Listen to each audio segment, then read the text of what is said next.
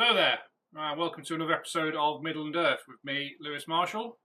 Today we're going to be discussing the recent Russell T Davies era part 2. R2D2. R2D2, that's it, of Doctor Who. With me today is Mark to go through this, and we'll see how we get on. We're going to look at it all from Russell T Davies' start point at the 60th, all the way through to Ncuit Gatwa's most recent final episode and his regeneration. And we'll see where we go from there. The only way is up. Well, yeah. We'll make a start. Obviously, first off, the very first thing, I suppose, and you remember this because I completely forgot about it, is Destination Skaro. Yeah, the comic relief. Was comic relief? Children sketch? Children in Need. Children Yeah. Need. Well, we go back a bit further. It's the end of the Power of the Doctor. Well, yeah, I suppose he got that. Because originally he did the regeneration scene, didn't he? Yeah, because originally that was it. Yeah. Whittaker was throwing her arms back. The camera would pan out, and it fades to black. Okay. And that was it. You wouldn't have known who was coming next. No, because the BBC didn't have anyone lined up, and didn't know what to do with it. And just when all that was happening, Russell T Davies got in touch and went, "I've got an idea. I know you can say no, but I've got David Tennant and Catherine Tate to agree to do something for the 60th. Are you interested?" And they bit his hand off and started the ball rolling with that. I suppose it would have done, really, because if you think about it, during his original run, fan-wise, the favourite pairing was David Tennant and Catherine Tate. It's like that's the favourite Doctor companion pairing of the revival era. So I suppose the BBC would snap their hands off at that because they're thinking ratings have taken a dive because the writing has been poor for 3 seasons. Originally, I would have said more than 3, but actually, and this is nothing against Jodie Whittaker because she was great. The writing was so bad; it's made me appreciate the last 3 seasons that Stephen Moffat had. And I thought Capaldi had carried that. No, I've got nothing against them last 3 series. Moffat. But I appreciate them more now, given what we're I appreciate more. So, I appreciate the twin dilemma more. Yeah. So obviously, the BBC definitely would have snapped off RTD's hand when he said, "Oh yeah, I've got Tennant and Tate ready to come back for a few episodes." And then obviously, I say, he did the regeneration back into David Tennant. Was the 14th Doctor, give him a new change of clothes straight away as part of it because he thought it would cause controversy if David Tennant regenerated into women's clothing. Didn't want to dishonour the nature of drag. Right. And it's like, well, is it? No, it's really dishonouring anything. It's not, because people, and it's never explained, is it? It's never explained as to why his clothes change as part of the regeneration. No, because I thought they'd explain that. Yeah. In the giggle, to be honest. Yeah, you would. They'll throw a line in. Yeah, no, but not nothing. One line. So that was his first thing. Then he did Destination Skaro, which then has caused some controversy, hasn't it? Because there's a little scene for charity. Yeah. I didn't think it was bad. It was more the Unleashed behind the scenes episode that came out after.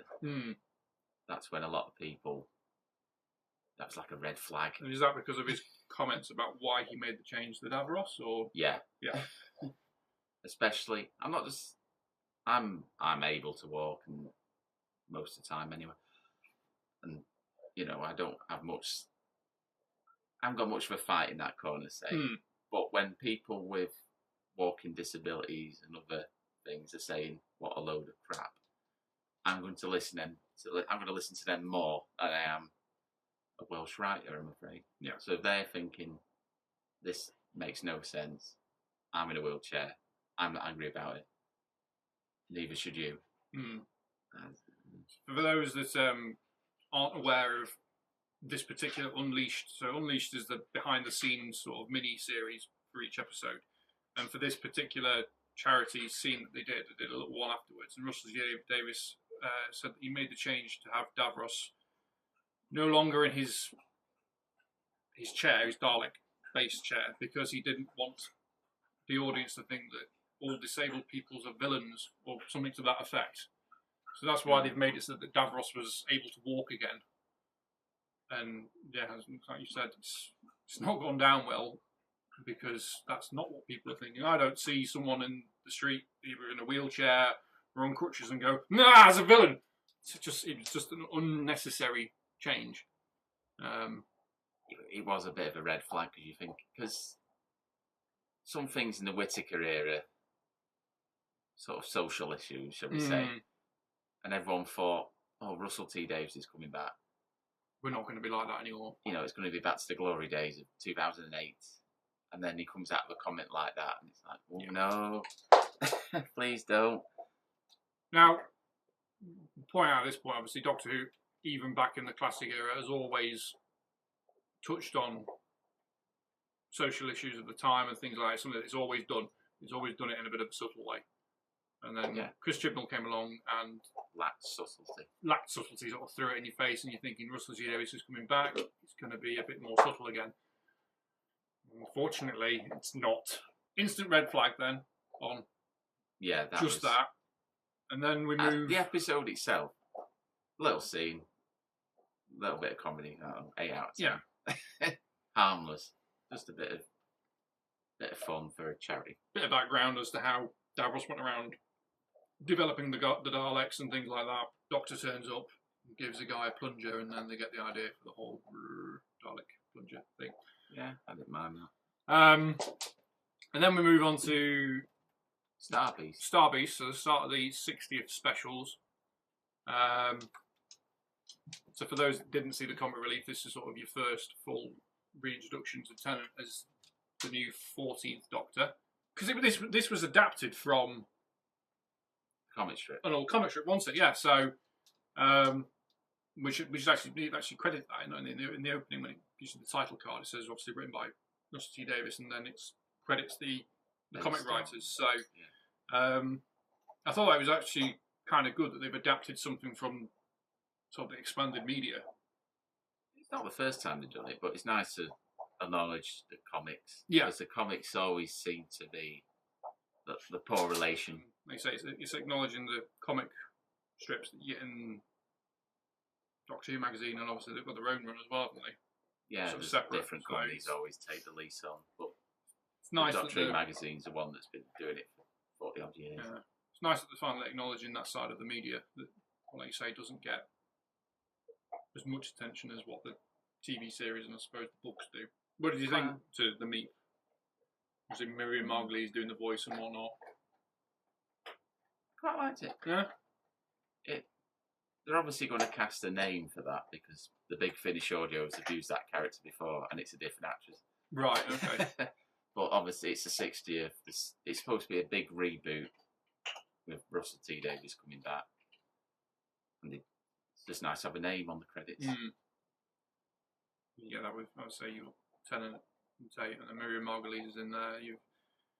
They're bringing back a bit of familiarity as well because obviously you've got Unit in there. They throw Kate Lethbridge-Stewart in and Donna's extended family, her mum, her partner. They introduce Rose, who's Donna's daughter. It's basically a series opener, which has got to be light and fun and sort of grab the audience. And I think it did in a way. It kind of felt like what Russell T Davies' original revival felt like. It had sort of the same feel to it. Obviously, it's been updated a bit more. Obviously, they brought Murray Gold back again.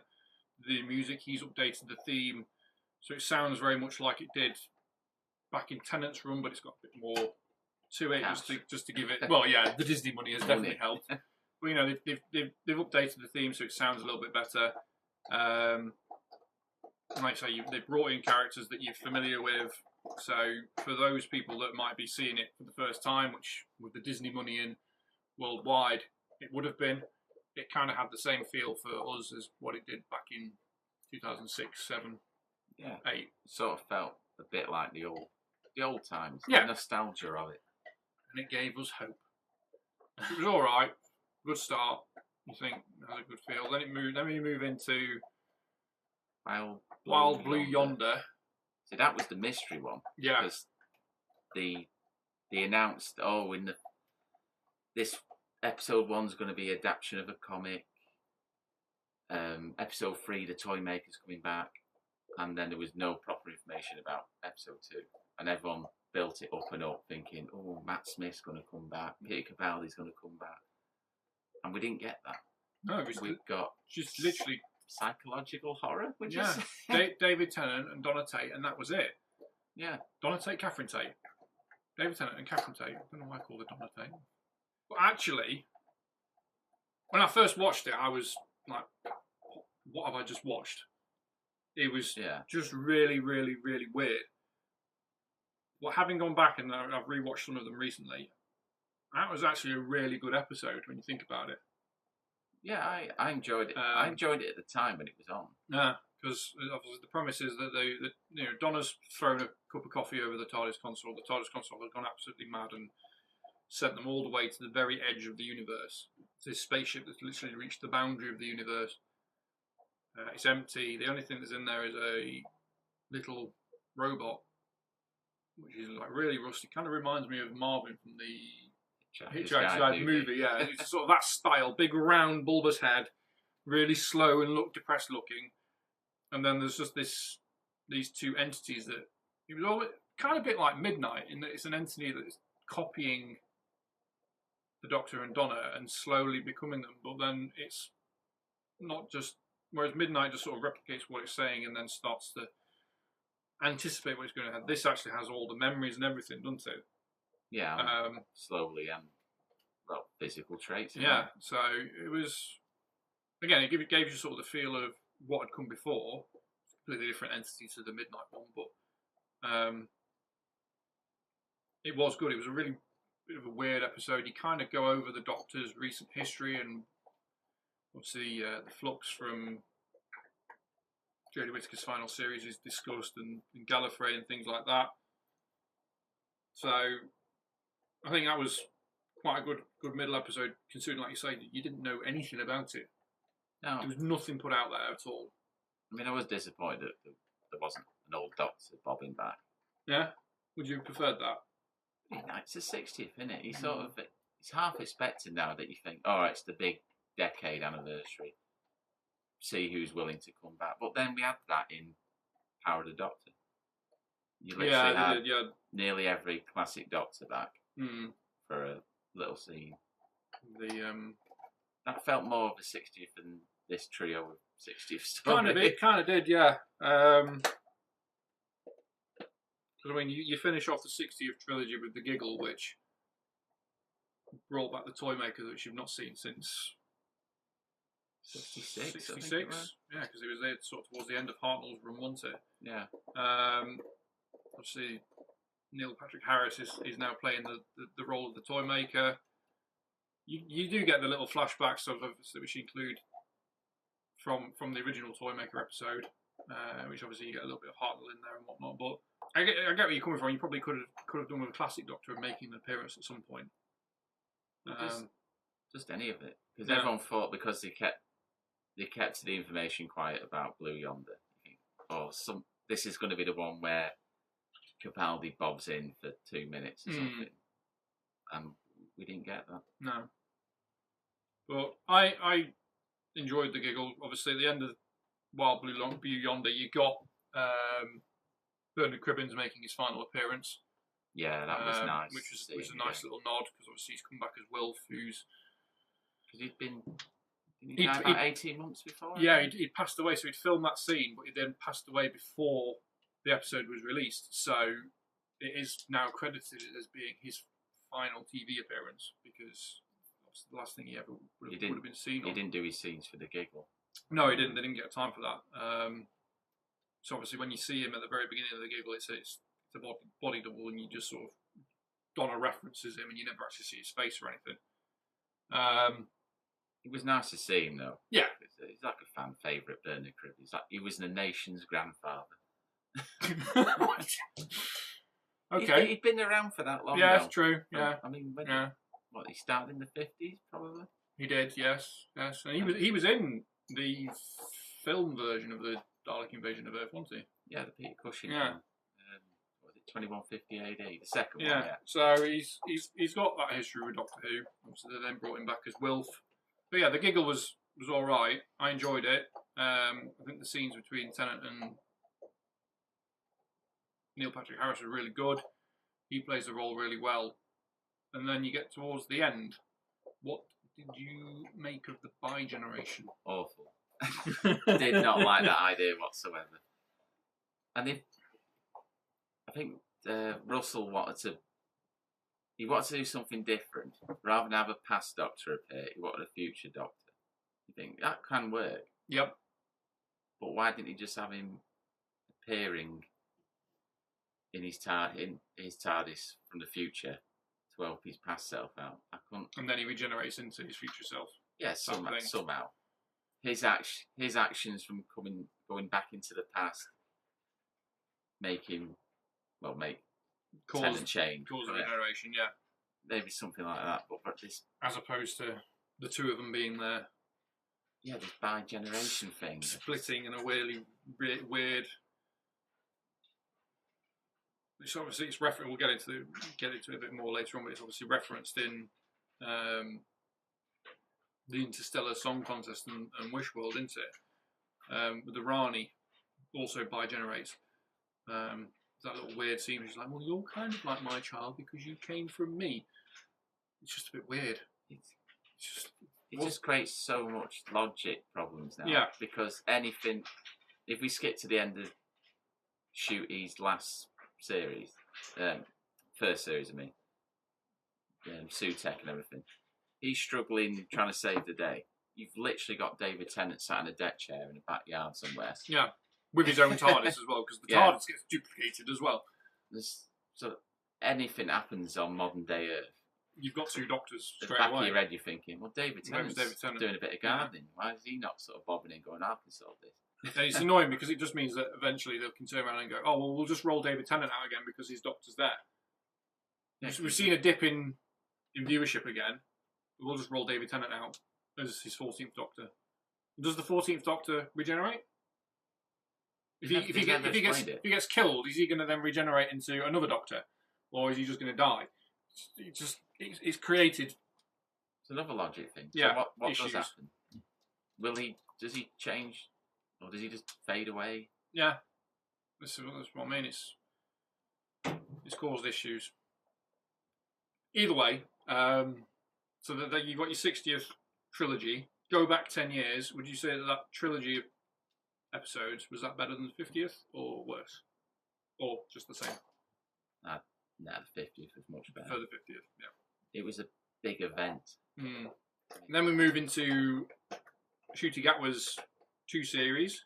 At this point, we all sort of know he's only had a 2-series run, then he's regenerated, so he's had 18 episodes? 18 episodes, so he's had 2 series of 8, and then he's had his 2 Christmas specials.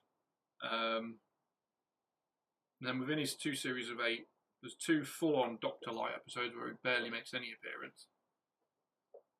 And then there's 2 other episodes where he's very limited again?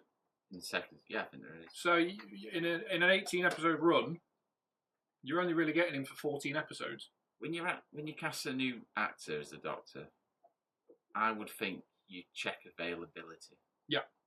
Because I know he was popular on Netflix's Sex Education. Yeah, so he was in Sex Education for 3 series, and then obviously that's finished. But that's what sort of given him his big break.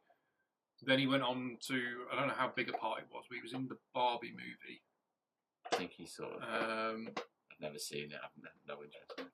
No, he's in the background. He's one of the sort of background Kens. I don't think he's like a major role in it, but again, you've hired an actor that's been big from whatever he's done on from his series that he's done on Netflix, which I think Sex Education had finished by the time he'd. No, that's why you got. Was it still? That's why you got your Doctor Light episodes because you were still filming that. It's like, well, we need to start filming now. It's like, but your main actor is busy for another. Busy because he was 2 doing months. Sex Education. He was then doing scenes for Barbie. So it's like, so as a production crew, it's like, well, we have to start filming on this day. Yeah. What can we do? It's like, right, the Doctor Light episodes, which are fine, but you've always had that. You've always had at least one in every series, but 2 back to back. Yeah. when you're trying to get to know this new Doctor, and then suddenly they disappear for 2 weeks. Yeah, makes it a bit hard to connect. On what had occurred in the Giggle, you've now got the universe is now open to gods and things on a more mythical and spiritual and side and fantasy side. So whereas before, there's always sort of been elements of it. You had that episode in Torchwood where they were sort of dealing with fairies, weren't they? Yeah, they killed that paedophile. So you've always had little nods to sort of the mystical side of things, but because of what happened in the Giggle, it sort of opened it all up a little bit more. So you start off with his Christmas episode, Church on Ruby Road, and it's a flying pirate ship manned by goblins that like to sing.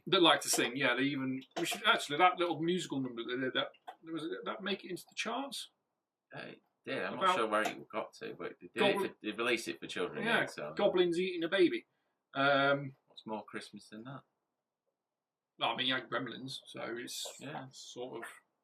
Imagine if he failed. Ties in. Christmas Day would have been much darker. Yeah.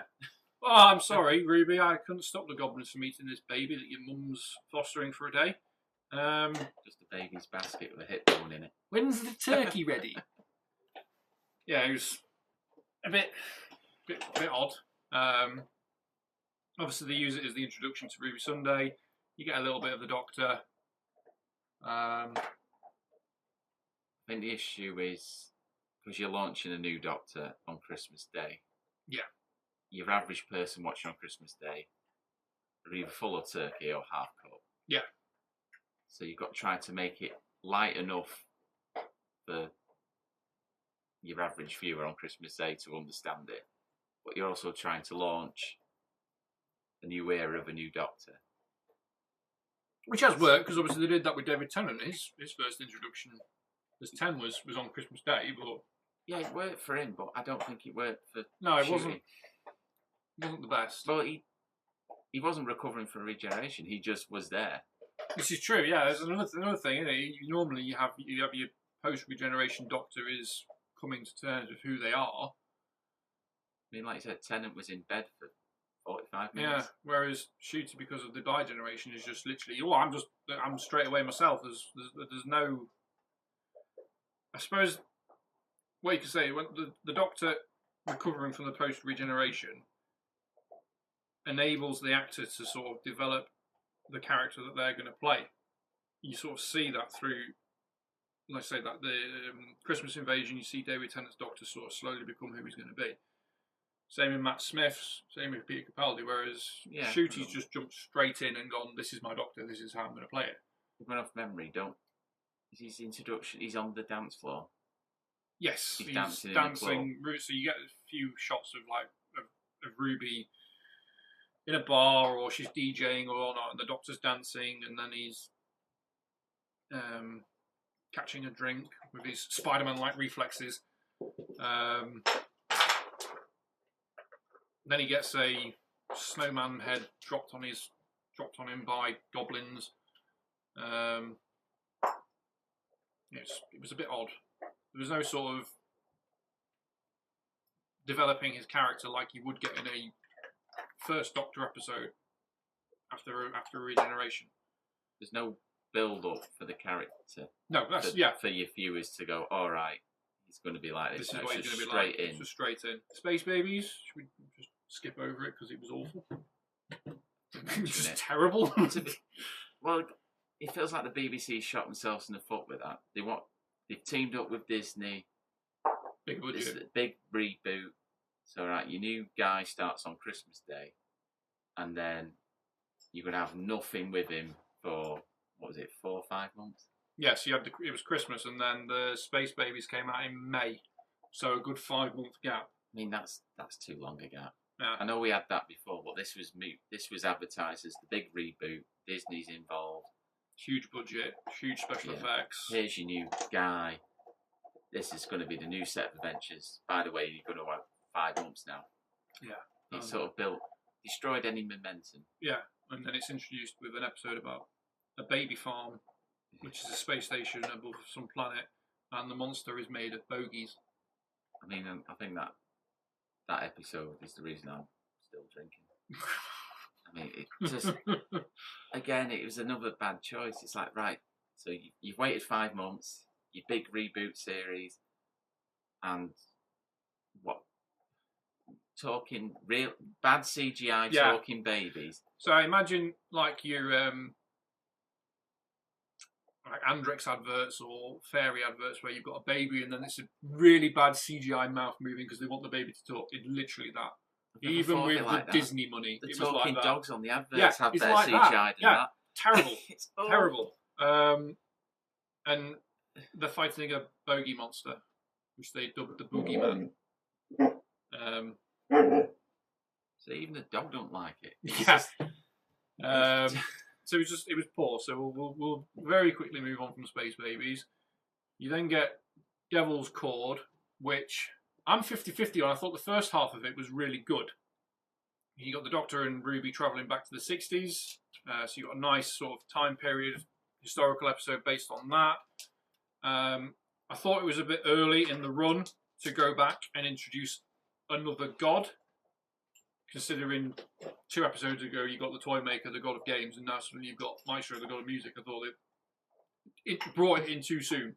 Probably could have been a bit further down the line, maybe. Spaced out a bit. Yeah, needed to be spaced out. Instead, you've got 2 episodes in. Here's another god.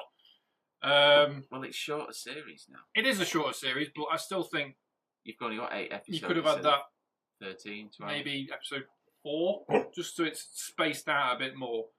Well, I think that was. I do know that was supposed to come later in the series. Oh, okay, so they've moved it for reasons. It was the what's it called? For the International Song Contest. Oh, Eurovision. Because I think you forgot Space Babies and Devil's Cord was on at the same night. It was back to back and then straight into Eurovision. So they were. I was looking at my notes. I didn't realise that. Oh, right, okay.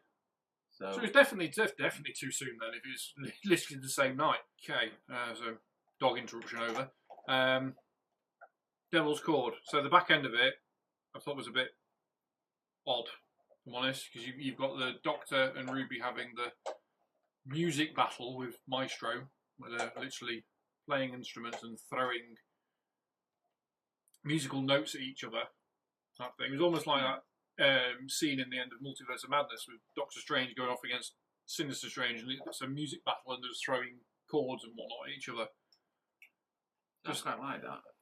It was different. It was different, but I suppose it ties into the whole gods and fantasy side of things a bit more, which is the route that seems to be going down now. And then the end of it, where it is literally just a musical number, there's always a twist at the end, and I enjoyed that. Shirley Ballas and I can't remember the name of it, Johannes from Strictly just sort of turn up and they're having a bit of a dance, but it's it just didn't feel right. No. Having a whole, what was it, last 4 minutes? Yeah, good 4 minutes worth at the end, just as a musical number. I don't know, you've defeated the villain and then you're just like, it's almost like something that Family Guy would do. We've got so much space to fill up at the end of the episode because we've run out of script. So we'll either throw in a chicken fight or a musical number, and that's what Doctor Who seems to have done with that episode. Because chicken fight just wouldn't work. A lot of other series have done musical episodes, haven't they? Star Trek, they've done one. Was it Strange New Worlds or something? There's one. Obviously, Buffy had one back when. That's the thing. And to be honest, that's probably the only one that ever worked. But yeah. I think so. It's just time for Doctor. All right, we're gonna have a musical episode. I understand your villain being able to use music to their own advantage. That's a good idea. Yeah. But the whole dance and song routine at the end, what was the point? It just stuck out like a sore thumb. Yeah. So the next episode, actually, I think was my favourite episode of series 1 was Boom. Yeah. Who was the writer of that, actually? Stephen Moffat. Was that Stephen Moffat? That was... Yeah, it was. That was Moffat. So I think that was Moffat at his best. As you know, even though I've said I appreciated it more, his run more as head writer now, because of the Chibnall series, I always prefer Stephen Moffat as a writer of solo episodes or two-parters instead of being an overarching head writer, because he's had such good runs with, obviously, did he do Blink? So he did The Empty Child. Empty Child. Girl in the Fireplace. Yeah, which is a very good episode. Blink. And then The Silence in the Library. Yeah. That's probably some of the best episodes of Tennant and Eccleston on that. So he's come back with Boom as a singular episode, and I thought it was really, really good. The core idea is good. So your main character can't move. You've got to save the day. You think that's a good idea. So how you solve it, that's another thing. So the Doctor obviously steps on a landmine. A landmine, but it's pretty much it's a landmine. Green lights go all the way around it, and it stops before it sort of makes the full circle. And he's eventually, he's got to get out of that situation without blowing up. For those out there thinking of making a YouTube channel and whatnot, don't do any filming when you've got a puppy.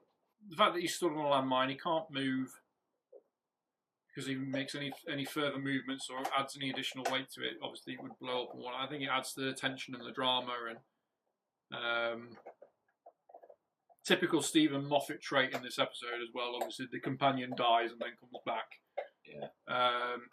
Which was one of my issues with his run as a head writer, is that he was just constantly killing off the pawns and bringing them back. To be fair, Ruby Sunday gets a fair chunk of that this series. Yeah, she does. She's like, Russell T Davies has taken that and thought, I'm going to run with it. But other than that, it was a really good episode. I think actually looking at it on IMDb. No, there are other episodes that actually rate higher than that. I can see why some people don't like it, but I thought it was really good. I thought it was good. Then you say it was Stephen Moffat writing it, and sort of him being back at his best. Then there's the Doctor Light episode, 73 Yards, which is actually the one that I think has got the highest rating of Series 1. Yeah, 8.1. Really? Yeah, 8.1 stars on IMDb. So it's the highest rated episode of Shooty's first series. And it's the one that he's not in. Yeah, the irony. Yeah. Well, there's nothing against him, as I say, he's a very good actor, and he's sort of been let down really by the writing. But because this episode and the next one, these are the first two he filmed. He had to do his short scenes, and then he had to go back to Netflix. Mm-hmm. Yeah, so 73 Yards, it pretty much just follows Ruby Sunday. They land in Wales, and he steps on a fairy circle, so again, going back to the whole mythical side of things, and then he disappears for the remainder of the episode, and it's Ruby being stalked by, it turns out it's her older self. Yeah. So her older self is just sort of stalking her the rest of her life, always at a distance of 73 yards, hence the title. And she has to use that to her advantage to manoeuvre her older self to be next to a would-be future Prime Minister that was, I think it's indicated he was going to nuke the world type thing. Yeah, he was going to destroy some nation with a nuclear bomb. So by having her creepy future self stand next to the Prime Minister, she then says something to him and he runs away. It's a much better episode he's making it. It is, yeah. It is a good episode, considering it is the Dr. Light one. And I was surprised how, what's she called, Millie Gibson, who plays Ruby. I was quite surprised how good an actress she was. Yeah, I think... You say she's most famous in this country for Coronation Street, and, soap acting is a bit looked down on, shall we say. But I think she actually gets to show off her acting range in this episode, doesn't she? Yeah, and she, in my opinion, she's the best actress of this entire series. Okay. Outshine Shooty. Yeah. Okay. And most of it is. Is it based on this, or? Yeah. Well, even in the other episodes, I still think she's a better actor. Sue me. No puppy delay.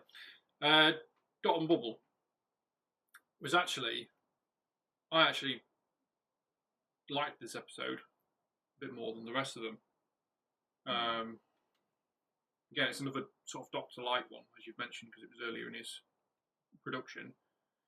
But the premise of it was again, it's a bit of social commentary on the modern world, and that everyone's sort of glued to their social media and things like that. You live in your own sort of social media bubble these days, which could then ultimately be an issue for people going forward, put you in danger and whatnot.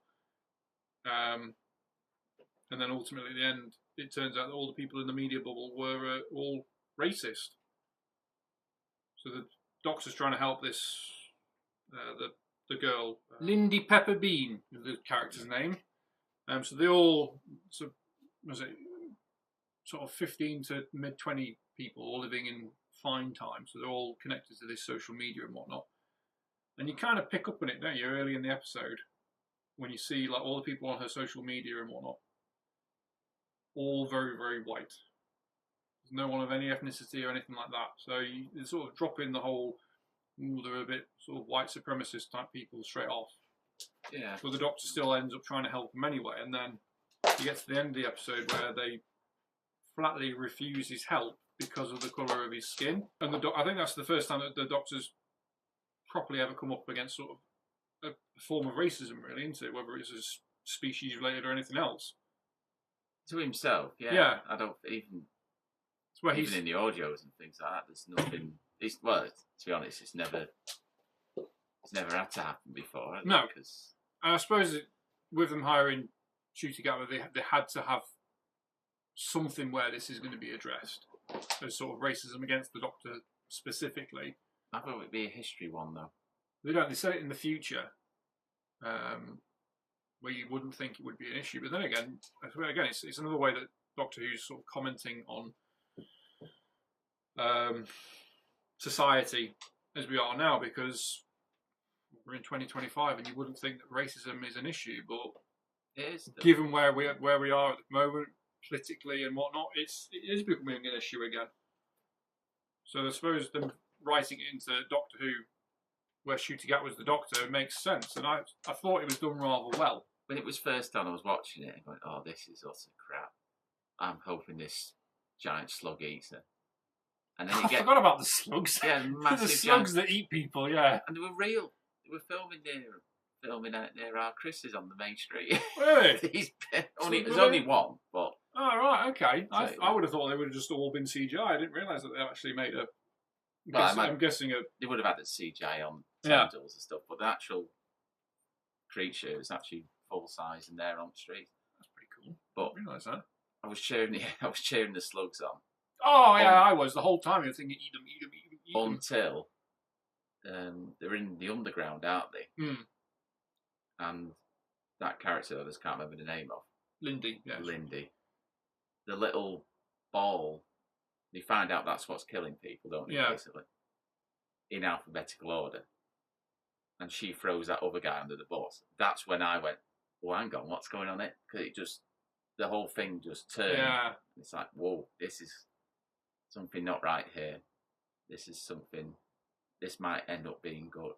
Yeah. And that last 15 minutes, that's quite dark. The racism and just, like I say, the fact that she's willing to throw, because the person she throws under the bus is like is a social media star, and he's like a pop star or something. Yeah, he's an influencer. So he's someone that she looks up to, and then she's actually willing to let him die. Yeah, she for does. her to carry she knows on. What so she's doing. Yeah. Because I was sort of half watching it, going, I don't like influencers. I don't like things like that. And then that sudden twist, I was like, oh, she's just basically killed someone. This is going to go somewhere. Yeah, and they say it then goes down the Doctor having personal racial abuse aimed at him, and it's the way that he then deals with it. He's willing to look past it completely, try and save these people, and they are just not willing to get past their racial bias. Yeah. They're willing to go off and die than be saved by someone who doesn't look the same as them. And I think that's probably one of his better pieces of acting as well. Well, that was actually, that's his first scene he shot. Yeah. But it's probably something that he's Yeah, unfortunately, imagine he's experienced it in real life, so he's drawn on his real life experience to use it in that scene, which is unfortunate, but it still comes across rather well. As a producer, though, surely you'd give him something a bit lighter. Going, right, For your first scene. This is your first day on set. This is your first scene.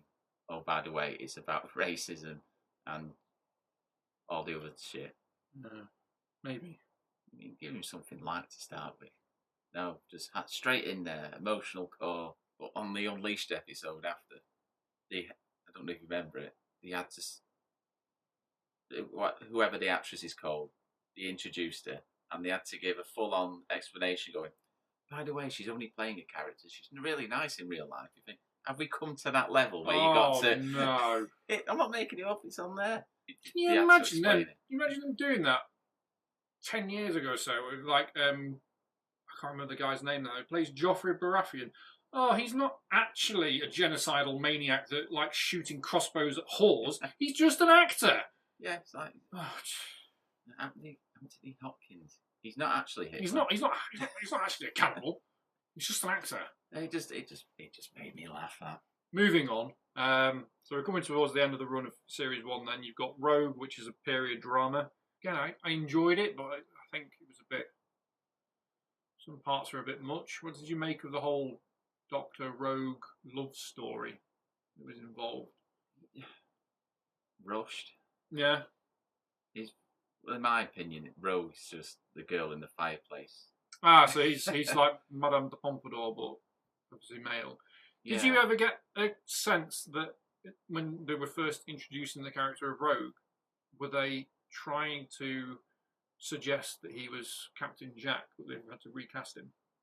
It does feel like that. The character is... Because I know there's been a bit of an issue with John Barrowman, so he's probably not going to come back.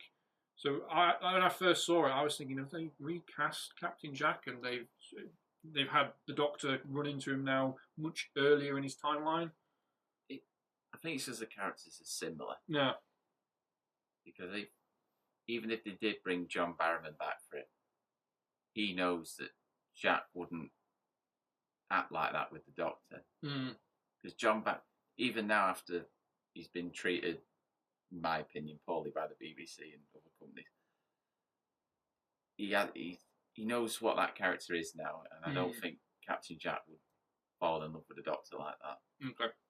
But it did sort of have that feel. Certainly the first few scenes of Rogue turning up, I was thinking, is this Captain Jack? And then obviously it progresses and you realise that it's not. And then it goes into a bit of a love story between him and the Doctor, which, fair enough. No issues with that. It did feel a bit rushed because it is very much over the course of a night.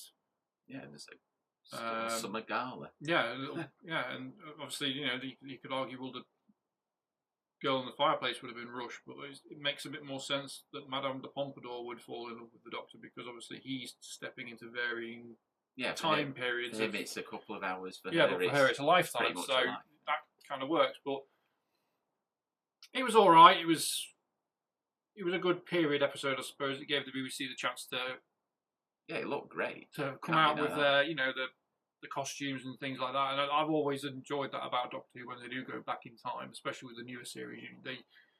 It gives the BBC the chance to go full pomp and whatnot with the time period. I mean, the bird makeup, the animals or whatever they were. I only watched it the other day. I can't remember what they were called now. It would be a bit odd, the fact that you've got alien birds travelling back. Were they travelling back? Well, either way, they've gone to... They were holidaying. 1813 to cosplayers, people in Regency England. You mentioned the Richard E. Grant bit. Oh, yes, yes. Randomly bobbing up there. So you get a bit of a scene then where he's trying to convince Rogue that he's not the shapeshifter that Rogue is after, that he's obviously a Time Lord, and you get the hologram scene where it goes through all the regenerations. And yeah, they obviously, it goes through all. You got two images of David Tennant. You got all the other Doctors. You get Joe Martin reappearing, and I think I must have missed it first time round. Oh, the Richard E. Grant face turning up, and then obviously when you messaged me after the episode and mentioned it, I went back and had a look, and so they've made Richard E. Grant canon now, then, I'm guessing. Thingy from Torchwood was good in it. I can't remember the actress' name. Torchwood? The sort of main villainess. Oh! She plays Susie in Torchwood. Indira Varma. Yes, that's it. She was Susie in Torchwood, wasn't she? Yeah. I forgot about that. Yeah. Obviously, the thing I've seen her in recently was she was in the Kenobi series. I completely forgot she was in Torchwood as Susie. Yeah. Now we get to the finale of season 1. They bring back a classic Who villain. They've hinted at through the whole of the sort of the first episode. They drop a little bit of a red herring in terms of the anagram that's being used. You're made to think it's Susan coming back, the Doctor's granddaughter. Yeah. And then it turns out it's Sutek from Pyramids of Mars episode. They've now turned him into the god of death. And a CGI dog. CGI dog. I get why they did that. Because obviously, you know, he's an Osiran back in Pyramids of Mars, and obviously the Osirans are based on, or the Egyptian gods would have been based on the Osiran race in Doctor Who. So it makes sense that when he's saying that he's evolved into his true god form, he's sort of taken on that Egyptian dog form. Kind of makes sense. Yeah, but we'll get to him after. Yeah. He doesn't bob up till the end, does he? No, but so another, you know, they're bringing Unit. They're trying to figure out the mystery of Ruby's mum, her parents, and whatnot. Yeah. The Susan twist. We've not mentioned her. That's the big thing, all series. Yes. Who's this woman that bobs up in every episode? Yeah, so there's a woman that appears in every single episode that's sort of the overarching tie-in that Russell T Davies likes to do. And that's why they'd make you think, oh, is she Susan? Is she the Doctor's granddaughter? And then it turns out that she's not. She's just a harbinger for Sutek. Yeah. Weren't fond of that, really. No. I mean, the actress was fine, but there was no mystery or anything. Well, there was a mystery, but it's sort of like, oh, that's who she is. Yeah. The build-up was more than the results. Kind of felt like in the first part, they were struggling to figure out what storyline they wanted to go down. Were they going to go down the whole Susan twist, Sutek route as the main thing, or we're going to focus on Ruby's parentage? And they kind of just forced them both together. It's not really been mentioned throughout the whole series. Obviously, in her introduction episode that she was abandoned and whatnot, and then she's been adopted. Yeah. But then, do they really bring up throughout the rest of the other 6 episodes who's Ruby's mum? Who's Ruby's? It kind of felt forced. But there was all these other things. Like it starts snowing in the middle of a war zone, and then it starts snowing in the unit laboratory. Yeah. I don't think they ever explained that. It's never. So it just felt that they went, oh, we've got this storyline and we're bringing back a classic villain. And then Russell T Davies has gone, oh, but I want to know who Ruby's mum is, so let's throw it both in together. And then see how it works. And we'll sort of tie it in that, the unit's got a time window, so we'll go back and see the night that Ruby was abandoned, and then we'll use that as a way of somehow bringing Sutek in, because he's been clinging to the outside of the TARDIS since 1970 something.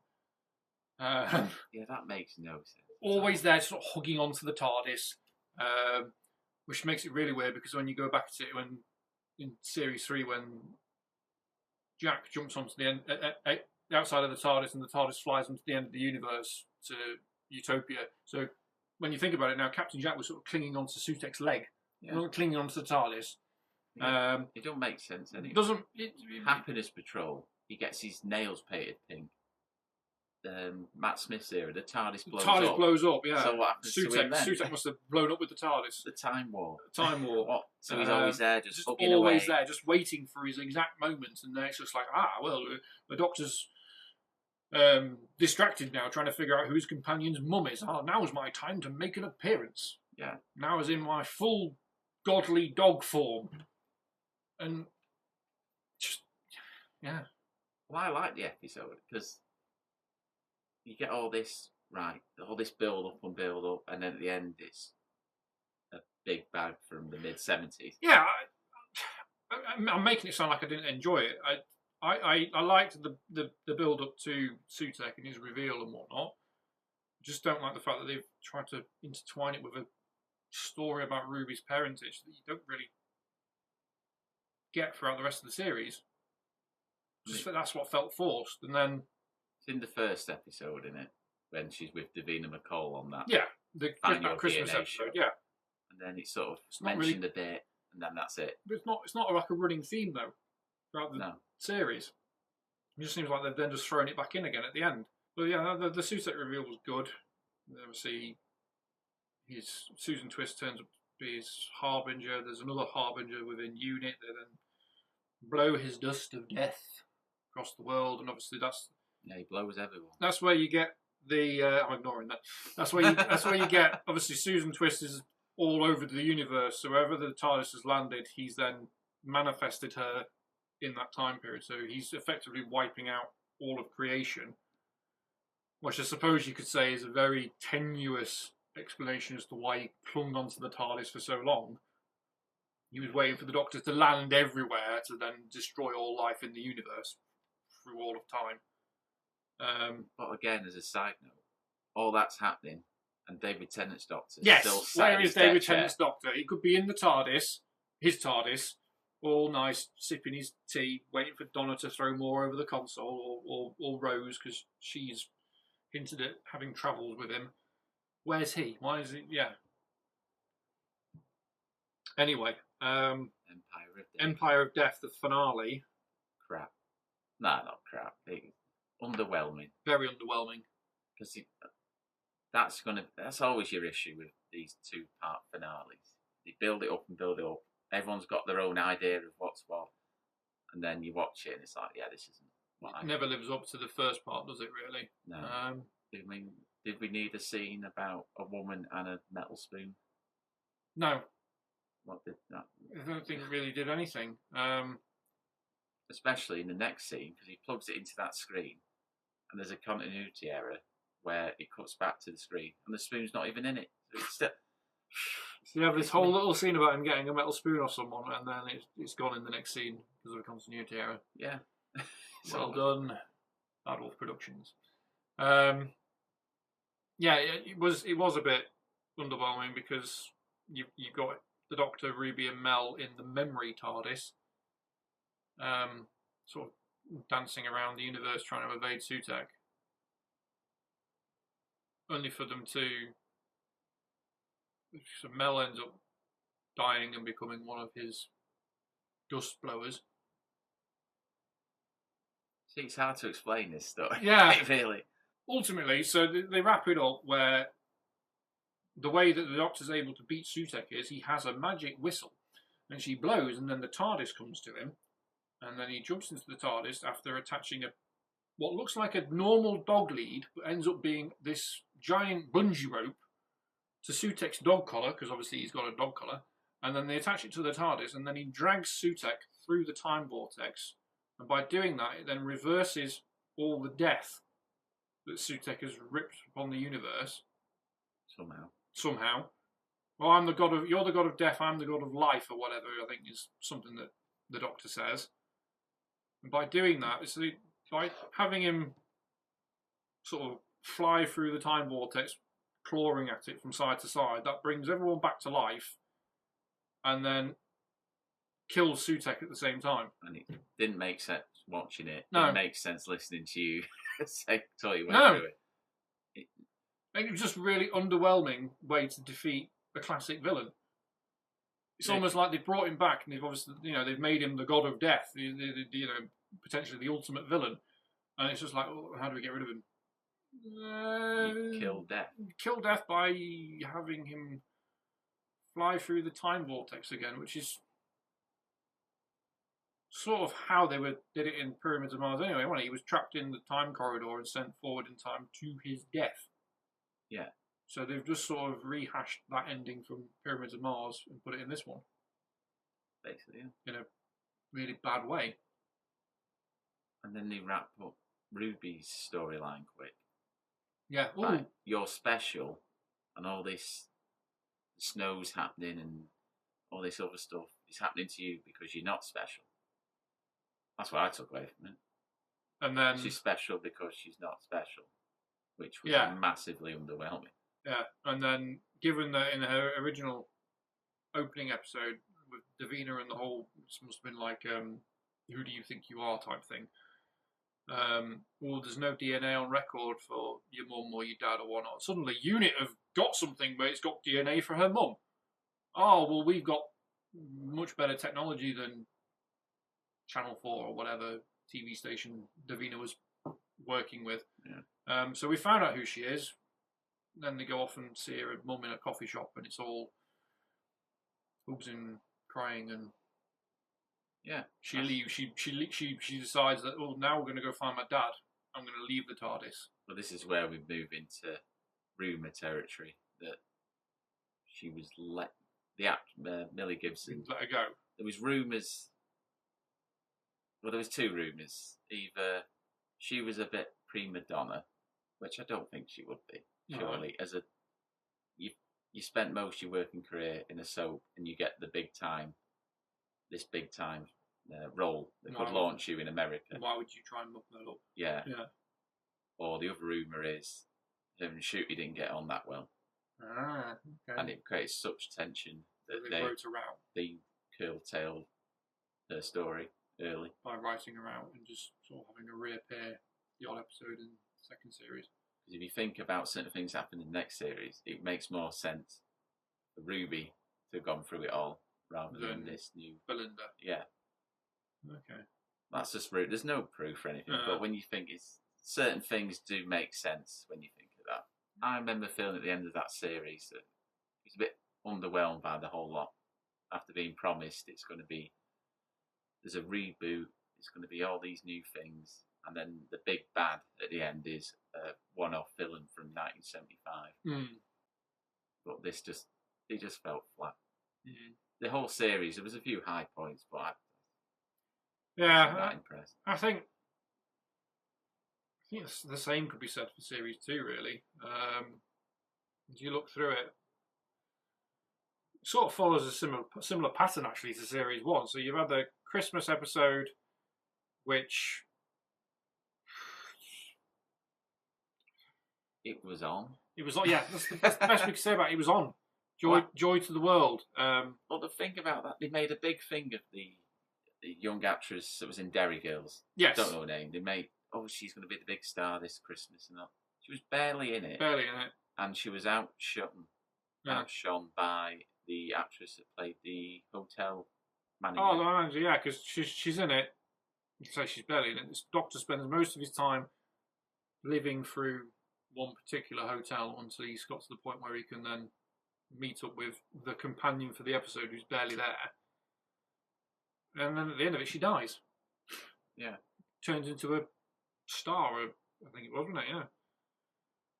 Then the first episode of series 2, to introduce Belinda.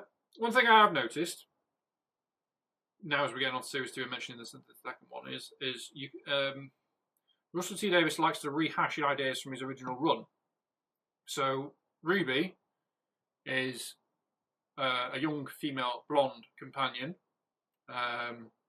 Don't really sort of specify what job she's in, but you assume she's serving bar in one of the scenes. So like Rose, she works in a shop. Ruby works in a bar or DJing or something. So it's not that great. Travel through time and space. She leaves by saying, "I love you" to the Doctor. Gone. Second companion, Belinda, is just a rehash of Martha. Because she also works in the NHS, like Martha did. Martha was trained to be a doctor. She's a nurse. Yeah. Doesn't really have full-on romantic ties to the Doctor. Then leaves at the end of the episode for her family. At the end of the series, sorry, for her family. Which is, again, what Martha did. It's just like you're just rehashing stuff from before. There's no denying it. He is. And then when you actually look and break down the episodes from this new reboot, very underwhelming opening episode, so Space Babies and then Robot Revolution. Second episode, you're introducing another god. So in this case, it's the god of light. Third episode tends to be the one that does really, really well. So you have Boom, and then you've got the Well. Fourth episode is your Dr. Light 1 in both series. Fifth episode is the one that sort of deals with something specific in society. Sixth episode, the hit and miss, sort of leads you into the two-part finale, and then the two-part finale is just massively underwhelming. There was problems with the first series, but because they filmed both series back to back pretty much, there was no, you can't correct the second series because it's already filmed. Yeah. And when they did correct it, you ended up with a 30-minute reshoot for the last episode. Yeah. So I mean, I can't even fully remember what happened in the Robot Revolution. Belinda gets kidnapped and taken to a planet that's named after her. That's then been controlled by a robot that ends up being someone that tried to date her in the past. Yeah.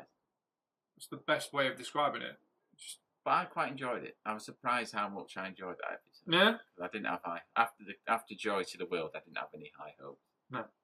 But before Joy to the World aired, there was something strange. I felt when there's a Christmas special or a start of a new series, your casts go on TV shows, don't need to interviews. Do promotions, yeah. That Christmas episode, Shooty didn't do anything. He wasn't. It was the Derry Girl on the Graham Norton show. Okay. Radio Times, that was Moffat and RTD. Doctor Who magazine, he wasn't in, no interview for that. The One show, Russell T Davies did that. He didn't advertise. Shooty actually wasn't involved in any of the promotion for the Christmas episode. Which I thought was very odd at the time. Because in the past, they usually bob up on the Graham Norton show or the One show. You'd have the TV idents as well, if you think about it. During, like, Russell T Davies' first run, you'd have, like, David Tennant's Doctor would, like, sort of appear and they'd do, like, little special TV idents. So it was like, obviously, when it led to his regeneration specials, it was like him who was digging his TARDIS out of the snow, or there was reindeer there and things like that. I remember that. There was nothing promotion-wise then, was there? I don't remember there being anything for it. I thought it was very odd that they were advertising the Christmas special and your main actor isn't involved in it. I think he was doing a stage show, but even then, you can still take some time off to do an interview or appear on the One show or something. Well, a written interview, so and that journalists could go around to you could fill 2 pages for a half-hour chat. Surely, I just thought it was very strange, and then straight into series 2. Not the same amount of gap between the Christmas special and the start of the new series. No, it was only 4 months this time. But so you enjoyed Robot Revolution. I wasn't overly impressed. You then had Lux, which is again, it's the episode that introduces the god. They've then gone back to the 1950s this time, so it's similar to the Devil's Call. It's 60s to 50s. This is the god of light. There was an interesting premise that you sort of had him appear as a cartoon come to life from a TV screen. Well, that's cinema screen. That's the Disney money. That's the Disney money. You couldn't have done that 4 years ago. You really need it? Another episode of another god? Again, I think it's because series used to be 10, 13 episodes. Now it's only 8. So they're to rush things in, aren't they? Yeah. But I enjoyed Lux. I thought it was. I thought it was good. It was a underwhelming way to get rid of him. It's the god of light, so we'll kill him by light. Just kept pumping him full of light, and he grew and he grew and he grew and he grew, and he just sort of dissipated into space. It looked nice. The episode set in the 50s. Not criticising the production style of it. Obviously, the costumes were all good and whatnot because it was set back in the 50s. It's classed as, they're doing another period piece. But yeah, the ending. I thought it was an underwhelming ending, which seems to be a common theme. Yeah, they seem to have a good setup, and you can't land the landing. Don't know what to do with it, yeah. like, how do we finish out? He'll float off into space, and that's everything sorted. All right, next one. Episode 3 was The Well, which is a sequel to Midnight, which is obviously one of Midnight Stephen Moffat? No, Russell T Davies. Is that Russell T Davies? Okay, well, Midnight was really good back in Tennant's original run. So this is the sequel to that. So they're back on the planet Midnight, which has now got a different name. It's been mined out. And then the entity is looking to escape. Again, is it fully resolved? Does the entity escape in the end? It's one of them endings, isn't it? Where you're not really sure, are you? And neither a day. The credits cut anything. There's like they're getting the escape pod or the ship. The ship or whatnot, and there's like, oh, you see 3 of them go in, but the computer's sort of saying, oh, there's 4 life forms in there. So it's sort of hinted at it may have escaped, so it could come back again. I don't think it was as scary this time as to what Midnight was. No, because the thing with Midnight is the Doctor. What the Doctor lost. He didn't save the day. He's only still alive because the stewardess. She released realised what was going on, and she saved the day. This time, this creature, or whatever it is, it was the deaf actress. It was great, by the way. I thought she was. She did really well. They worked it in rather well. Obviously, she had her hearing impairment, so the doctor straight away obviously was like, oh, I can lip read what you're saying, and so she can lip read him back. So he's looking direct face-to-face contact, and then they've obviously got these built-in subtitle generators on their suits, haven't they? Yeah. To try and get around that. Yeah, I liked all that. I thought that's attention to detail. Yeah. I know it's the far future and things like that. We think, oh yeah, but maybe it would be like that's something that could be in the far future. Then again, you get to the end of the episode and there's that question mark as to whether or not the entity has escaped or has been beaten or whatnot. It was good. It's definitely, I think that's the one that's been rated as the best episode for the second series. The second series, The Well. Yeah, I wouldn't disagree with that. I think that's probably my favourite Shooty episode out of his entire run. I think, that's his best one. It is good. Then the Dr. Light episode, which brings back Ruby Sunday. So you're not even getting a Dr. Light episode with the new companion, you're getting it with the old companion. Yeah. You've got Ruby and then it's Unit, and then Conrad is sort of the villain of the piece, which is someone that's dating Ruby and using her to get to Unit, really, aren't they? Yeah, because he's a conspiracy nut. Conspiracy theorist, yeah. And then obviously he makes a reappearance again in the series finale. The 5th episode, the story in the engine. Good start, I thought, oh, this is interesting. Yeah. And then it sort of went to nothing. Interesting premise that the Doctor's, since this regeneration anyway,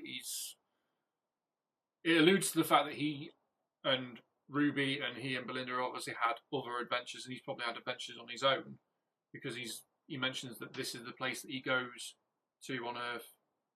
He says he obviously goes for a haircut and whatnot, so it's set in a barber's, and he wants to go back and see his friend that runs it, and he goes in, and then they get trapped, and they've got to tell stories to power the engine, because this barber shop is effectively in 2 places in time and space at once. It's there on Earth, and then it's on the back of a giant spider, which is on a web in space, and it's the stories are powering the spider to get to the planet where the crawling through the web of time or something to get to where the gods are, because you're feeling in it. It's someone that used to work for the gods. Yeah. And he was basically sacked off. And he's a bit annoyed. So he decides to destroy all the gods. See, I think they could have gone a little bit more into that and maybe had it so that the god of stories was maybe going to be the villain or something like that. But they didn't really. That's what he hinted at, and then he sort of went, no, you're not. you're the assistant. Yeah, it was just hinted at, and I think that's why the first half of it again was really good. And the second half seems to be a common theme. Not having a decent ending. Yeah. No. And I still don't understand why they brought Joe Martin back. Just for that quick cameo. I felt sorry for the actress. Going, oh, Doctor Who's getting back in touch. All right. And what was she on screen for? That literally 20 seconds? If that, yeah. So they've got her in costume and makeup and whatnot for all of a 20-second cameo, if that. And it don't quite make sense anyway, because I thought the Doctor couldn't remember anything before Hartnell. So how come he's remembering being Joe Martin? It might be something, well, you would think it'd be something that would get explained later down the line, but it doesn't look like that's going to happen anytime soon. Then you've got the Interstellar Song Contest, which... Oh, when they said Rylan and Graham in it, I thought it's not going to be great. And then they're pumping it up, saying it's the most expensive episode of Doctor Who ever. Really? Yeah, apparently. What was that, just because they're paying off Rylan and Graham Norton? It's just part of the publicity. You see for a shot, the CGI shot where the stadium is emptied into space and about all of the 50,000 people are washed up into space. You think, I can see the money there. The money there in the CGI. And then the rest of this episode is in a corridor or a TV production room. Yeah. And you think, you've just spent your money on cameos CGI. And CGI. I mean, obviously, it's loosely based on Eurovision because that episode was released on Eurovision night, I believe. Yeah. So it makes sense that you're effectively a Eurovision episode. You can have Graham Norton in because he's synonymous with Eurovision. Yeah, but in the future, surely you'd have a CGI Terry Wogan telling you. Because I associate Terry Wogan more than Graham Norton. It's going to be Graham Norton getting... I know the logistics of very, TV. very drunk, sassing alien species that are singing. The only notable thing to say about it, really, is the reveal at the end. So the other thing that we've not mentioned so far is that through the Ncuti's run, there's also been this background character of Mrs. Flood that's appeared every so often. Keeps breaking the fourth wall as well. That's never really been picked up on. No. So because of that, I think there's been quite a bit of speculation that maybe she's a god. Some people have come out and saying, she's Susan instead. And obviously at the end of this episode, you get the reveal that she's actually the Rani. So we're bringing back another previous villain from Classic Who. What we're now, we're 20 years into the Doctor Who revival. It's taken 20 years to get the Rani back. Yeah, because every time seems to be a new villain, everyone says, it's the Rani. It's the Rani, it's the Rani. And it's not. It never is. And this time it has. And it was underwhelming. Well, again, she bi-generates, which, following on from the 60th, I was not going to lie, I was hoping that bi-generation was just going to be a gimmick from the 60th, and that was it. Yeah, never hit one and done, never going to hit. And then you got the Rani bi-generate, so you've got two Ranis at the end of the series that are obviously named. So the one is Mrs. Flood, and then there's the new Rani, which is obviously played by a different actress. And you're thinking, all right, well maybe they're going to do something like at the end of Capaldi's run, you've got the two versions of the Master going up against the Doctor. And then the episode ends with an explosion coming through the TARDIS doors, doesn't it? And then it goes straight into Wish World, which was... Well, it was always going to be a tale of two halves. Because you can never really judge a two-part story until you see the second half. No, but Wish World was just something completely different. That's a word for it. I mean, I can't say I enjoyed it. I'm going to get my phone out now, right? And I'm going to go to your message from as soon as that particular episode had finished. And your message to me was... In fact, it wasn't even at the end of the episode. It was as we were going through the episode.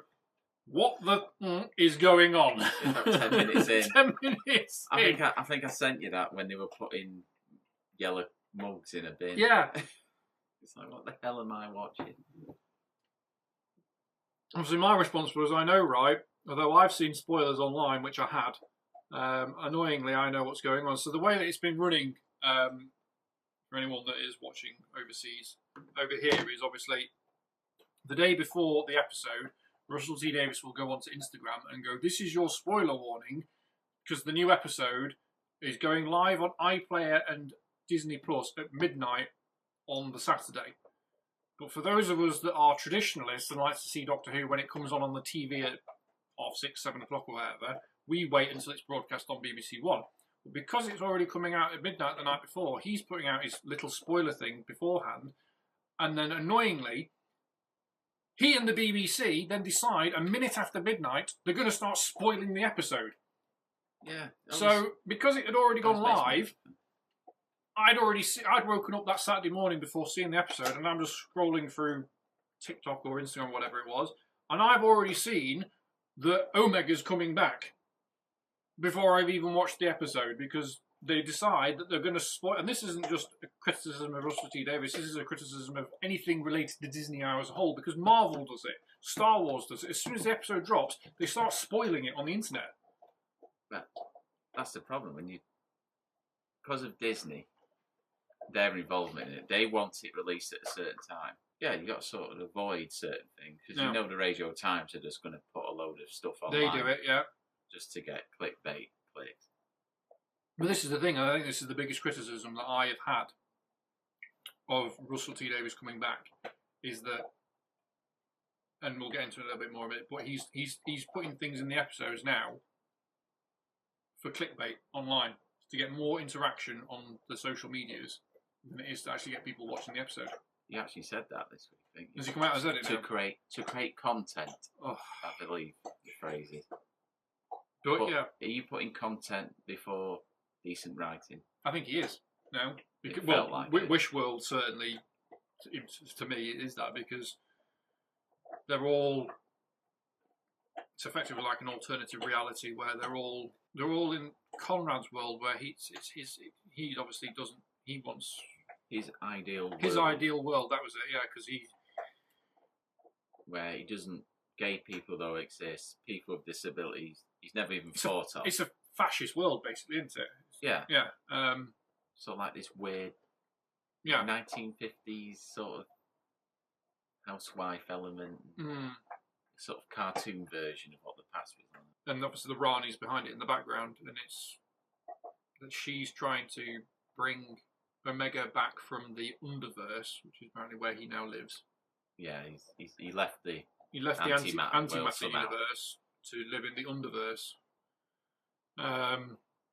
So she's trying to bring the Omega back to use him to rebuild Gallifrey in the Time Lord Society, while you've got Conrad holding on to the God of Wishes, which is somehow a baby. Yeah, they never explain that. So you make a wish, and then you kiss the baby, and then you blow the wish into existence. Yeah. And that's how Wish World was made. Yeah, the whole thing, me and Amy were watching it, and both of us were like, what are we watching? This is the most bizarre episode of Doctor Who we've seen, and obviously there's been quite a few bizarre episodes. It's hard to even talk about, because it is like, what am I watching? What? None of it really makes sense or explained fully. No. So there's two Ranis now, but one subservient to the other for no reason whatsoever. So there's a baby that can grant wishes that they never fully explain. No. And then they dump that baby as quick as they can. You go into the reality war, and the Doctor sort of frees Unit and a few other people, because Unit are back obviously, from the Wish World, so that they can take on the Rani and her odd skeletal dinosaur monsters that are roaming around London. Bone Beasts. Bone Beasts, that's it, yeah. That sort of roam around the streets, so the Rani's sort of got control of them in a big palace in the sky that's also made of bone. And then obviously the two Ranis are looking to bring back Omega. They've somehow managed to get hold of the doorway to his tomb in the Underverse. You know, this just sounds mad when you try. It does. When you try to explain it, and You've got Unit in their Avengers-style tower firing lasers at the bone beasts. Now it's a gunship. Because it's a gunship, rotate round and do all this while the Doctor flies around in his little weird hover glider thing. And then they bring back Omega, who's another classic villain that I suppose is someone that we would have liked to have seen come back at some point, like the Rani. And instead, they've turned him into, in the space of a 2-minute cameo, because that's pretty much how long he's on screen for. Yeah, it's not really long. He's gone from being the very first Time Lord that creates time travel and Time Lord society, and you know he's in his previous episodes that he's appeared in Classic Who, you know he's sort of seen as being a big bad. He's again evolved into his true God of Time format, which just makes him look like a really bad decomposed skeleton that's grown 4 times as big. Snatches up the new Rani and eats her. Yeah, that annoyed me so much. So the Mrs. Flood Rani survives and she will disappear, which then, what, because she's the older version from the bioregeneration, is she just going to die? Is that the end of the Rani forever, or is she going to regenerate? This is one of the things that... They never explain. It's never explained. And then the Doctor just somehow pulls out this magic gun, which was attached to the clock, shoots Omega in the face to send him back into his tomb. And that's it, he's done. Yeah, I remember looking at the clock going, there's like half an hour left. Yeah. What's happening now? You've killed off your 2 villains of the episode with half an hour to go. Yeah. And you've done it really badly. You've had one villain eat the other, and then you've had Shooty shoot the villain with... It was the that piece of machinery. The machinery that he's had all through the series run. He's just used it as a giant laser gun to shoot Omega in the face. It hasn't killed him. It's just sort of made him go backwards and crawl back into his grave, effectively. And then you spend the last 20 minutes of everyone going back to how the reality should have been, but going, ooh, no. Reality is not the same as it was, because Ruby remembers the Doctor having a baby with Belinda in the Wish World, and nobody else remembers it. And then the Doctor decides, oh, I'm going to go back and bring this baby back because one life should never be lost. I suppose is a good moral way to look at things. To build it all up that, oh, the Doctor's had a daughter, because that was the other thing. Since when have the Time Lords been sterile? When was that? How long has that been a thing? In the episode, I think they relate it to Shasha. What's he called? Shasha Duwan. Yeah, his master. I think they link it to his master destroying Gallifrey again for the 10th time. That rather than destroy the planet, he'll just sort of neuter the Time Lords. The Spy Master. I remember the Spy Master kills off the Time Lords for the, like you said, the 10th time, whatever, and then uses the corpses to create his cyber Time Lord race. So it must have been during sort of that event that he's sterilised the species. Maybe. Yeah, using this weapon or whatever. Well, that's why I took it. Again, it's not explained. Either way, so the Time Lord species is sterile, so the Doctor having a baby in the Wish World with Belinda is like, you're thinking, ooh, is this a way of them bringing back the Time Lords, or is this child going to be Susan's mum? Because it's mentioned earlier in the series that the Doctor's not had Susan's mum yet, but Susan's his granddaughter. Because it's all... I was a grandfather before I was a parent or something. Yeah. So you're thinking, oh, well, maybe it's that. And then they just sort of decided, actually, no, we're going to write out the whole baby as well. Well, again, that was part of the reshoot. So they're having to work with what they got. Right. Because that's probably the next topic, going, what was the actual ending? From the moment in Unit, when they've beat the day, everything else after that was refilmed. Right. It was in the reshoots back in February. It wasn't the ending we were supposed to be getting. No. Basically. And you could tell that. It really did feel sort of all higgledy-piggledy and put together. Because again, this is moving into, well, it's not rumour because it really happened, didn't it? But the end of the series was basically they beat the bad guys. They have a bit of a party where that daft robot from Unit is the DJ. Oh, the Blinks. The Flinks. So he's there fucking doing David Guetta and all that shit. The camera was supposed to pan out and Susan's there. Right. Dressed in her outfit that Caroline Ford gave the interview in on the Unleashed episode. And that Poppy child is with her. Mm. She turns round to her and goes, "Come on, Mum, we're leaving." Ah, so she should have been. So right. By the sound of it, originally that Poppy kid was going to be Susan's mum and the Doctor's child somehow. Which I imagine all this was being set up for something further down the for line. series 3. Because they've sort of got an idea of what they wanted to do. But obviously, I don't think we're going to get the full. No, it's not looking like that. It's not looking like that's going to happen anytime soon because obviously, instead they've gone with Ncuit Gatwa.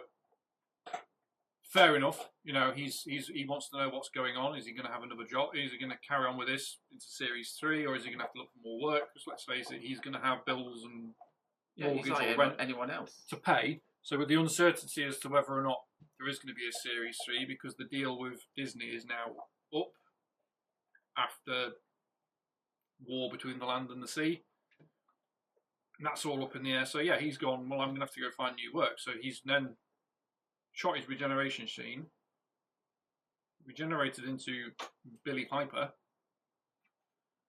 Whether we actually ever get an explanation to that or not, time will tell. And then, yeah, it just felt all over the place, the ending, because of all these reshoots that they've ended up doing. Yeah, the last half hour was basically, right, puppies. They were basically stuck because they're going, our lead actor is going, what do we do? So they're having to wrap up storylines that were going to last at least another 2 series.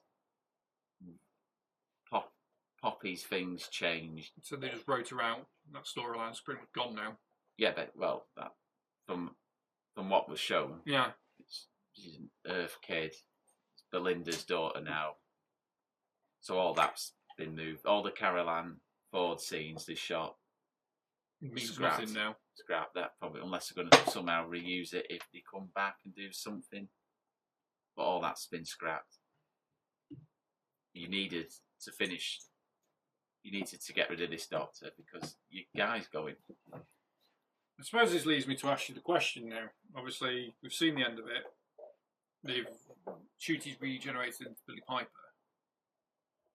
Ish. Because obviously in the end credits it says Ncuit Gatwa, the Doctor, Jodie Whittaker, because she makes a little cameo, which was probably the best part of the episode, actually. Again, that was part of the reshoot. It says Jodie Whittaker as the Doctor, and then it just says introducing Billie Piper. Normally it would say introducing said actor as the Doctor, but it doesn't. So it leaves it up in the air as to whether or not she actually is the Doctor. My question to you really is, should this regeneration have been what Jodie Whittaker's regeneration should have been, like you mentioned? The fade to black. Yeah. Because by the sounds of it, by the feel of it, the show's going on a hiatus now for however long. So would it have made more sense to just do that? Regenerates, it just fades to black and you don't know what's happening next. Well, I think Bad Wolf Studios have got whatever it's called, this Doctor Who lease for at least a couple more years. So they are going to try and do some more. So if you ended on a fade out to black, that's basically telling everyone, the general public and the fans, that's going to be it. Keep going. So if you did the fade to black, it's basically going, right, that's going to be it. If you bring someone in just for 10 seconds, it's showing fans and the public, there might be some more. There might be a future. Because your general public, they don't know about Disney contracts and spin-offs and everything. They're just saying, oh, they've left, a new person has joined, it's going to be back on next year.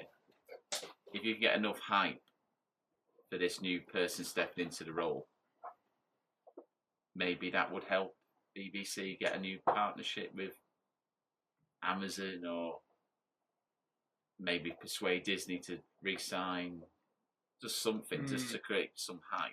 Feels like to me, and this is no disrespect to Billie Piper, but it just feels like Russell T Davies has gone. I think he's possibly realised that his new run hasn't hit the heights that his original one did.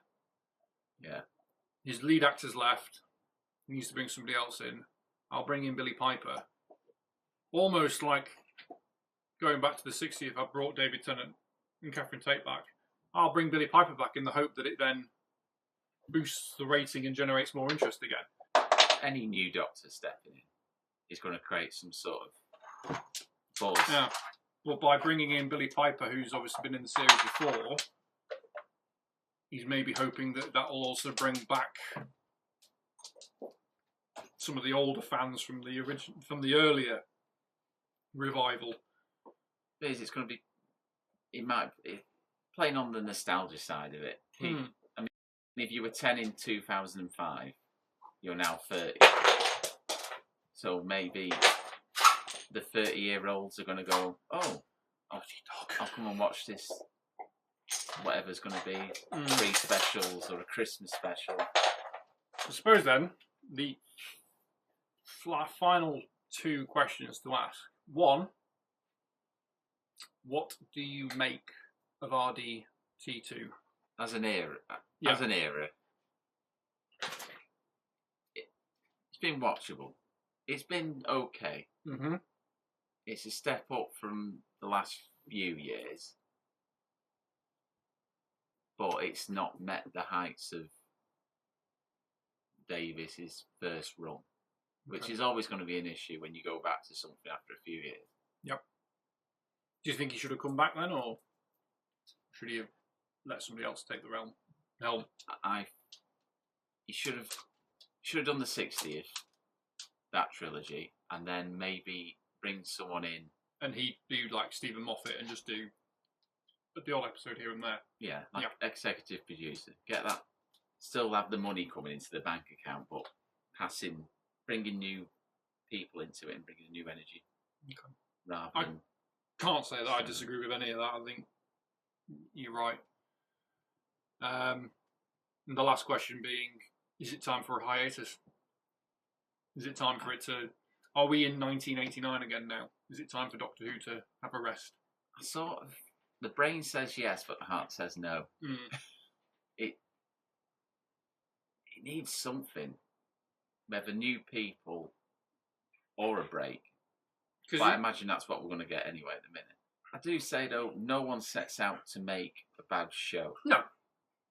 But you can set out to make a misguided show. If you think if you're writing something, I believe this and this, and the general public don't agree with it, they're not going to watch. And that's what's happened. I think it has... Maybe it just needs a couple of years off. We're recording this tonight. There's a special episode of Unleashed on. Okay. It's supposed to be, and it's 20 years since the revival. So, is there going to be something in that episode? Because it's already announced who's in it. So Billie Piper's in it. David Tennant. It's not an episode. It sounds like an interview show, basically. Yeah. Are they going to mention the Billie Piper thing? If they don't mention it and it's just going to be a fluff piece, then we might be in for I think we'll be in for a while. If there's got to be some sort of announcement attached to this. If not, it's going to be a couple of years at least. I think he's been let down, Chewie. Yeah. Feels like he's been set up as this great actor's going to do this job. He's not had the material. No. He's not had the time. Even, 18 episodes has he done? It's not long enough.